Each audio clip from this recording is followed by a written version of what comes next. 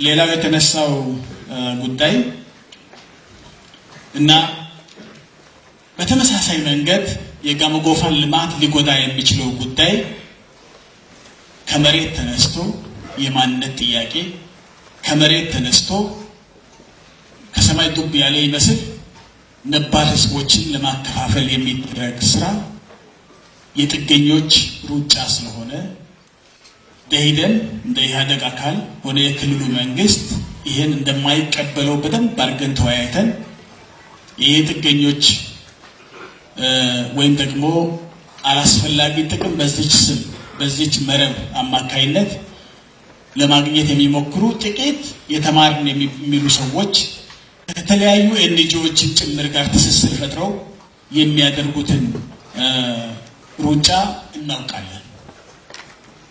ስለምናውቅም የመጀመሪያውና ትልቁ ጥያቄ ለምን የቁጫ ህዝብ ወይም የጋሞ አንድ አካል የሆነው ቁጫ ለምንድን ነው ይሄን ጥያቄ አንዳንድ ምሁር ነን ተብዮች ወይም ደግሞ ከስልጣን ስለተባረሩ የስልጣን መባረሪያቸውን ማሳረፊያ ለማድረግ የሞከሩ ሰዎች ሲቀሰቅሱ ለምንድን ነው ጆሮ የሰጡት ነው ጥያቄው። እኔ እንደሚገባኝ የመልካም አስተዳደር ችግር ስላለ አንዳንድ የልማት ጥያቄዎች ስላልተመለሱ ህዝቡ በእነዚህ ቅሬታዎች ስላሉት እንጂ ጋሞ ስላይደለ አይደለም። ጋሞ እንደሆነ ጠንቅቆ ያውቃል። ለምን አኮረፈ? ጋሞ መሆኑን ጠንቅቆ እያወቀ ለምን አኮረፈ? ውይይት እኮ አካሂደናል።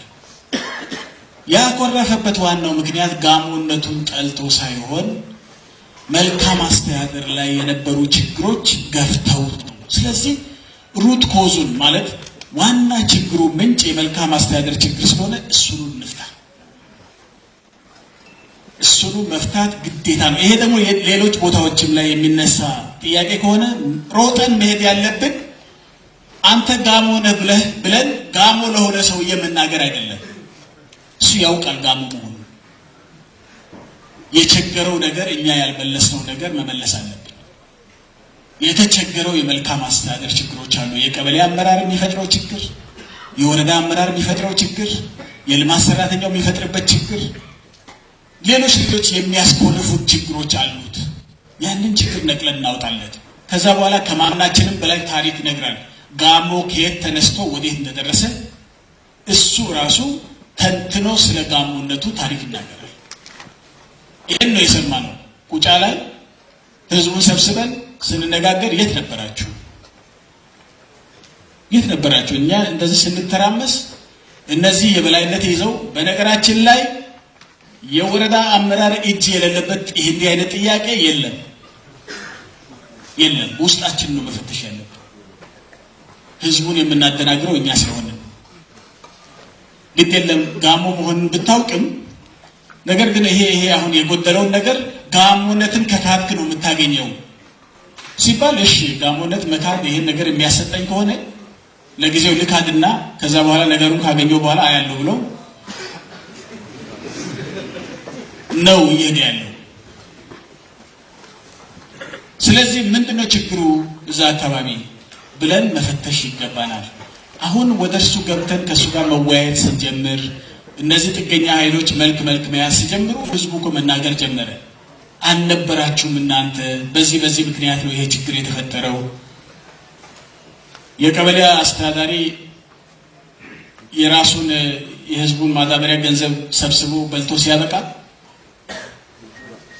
ከዛ በኋላ ያቺ ማዳበሪያ ገንዘብ እንዳትጠየቅ ምንድነው ማድረግ ያለብን? አጀንዳ ማስቀየር አለብን። ምንድነው? ቁጫ ጋሞ አይደለም፣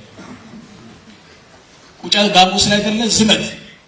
ከዛ ሰው በዛ ሲዘምት እሱ ያመልጣል። ማንም አይጠይቀው። ስለ ማዳበሪያ የሚያነሳ የለም። በዛ ሁከት ውስጥ ማን ነው ስለ ማዳበሪያ የሚያነሳው? ሌላም ስለዚህ የዚህ ጥያቄ መሰረቶች ሌቦች ናቸው። ሌብነቱን መጀመሪያ እንዋጋ። በየስፍራው ሌብነት ከተዋጋን የማንነት ጥያቄ ተመልሶ ያደረ ጥያቄ ነው። በደቡብ ውስጥ አሁን የማንነት ጥያቄ መጠየቅ አሳፋሪ የሚሆንበት ደረጃ ደርሷል።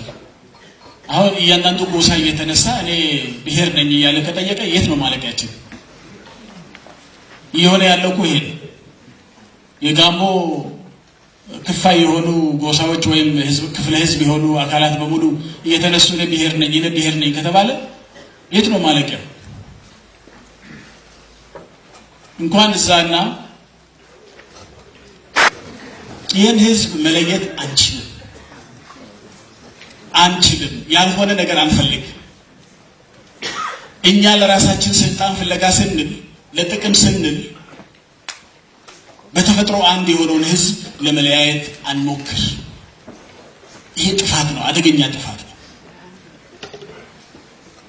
ስለዚህ አይፈቀድም። በተለይ እኛ ለምናውቁ ሰዎች ይሄ አይሆንም ነው። ዶርዜም ቁጫም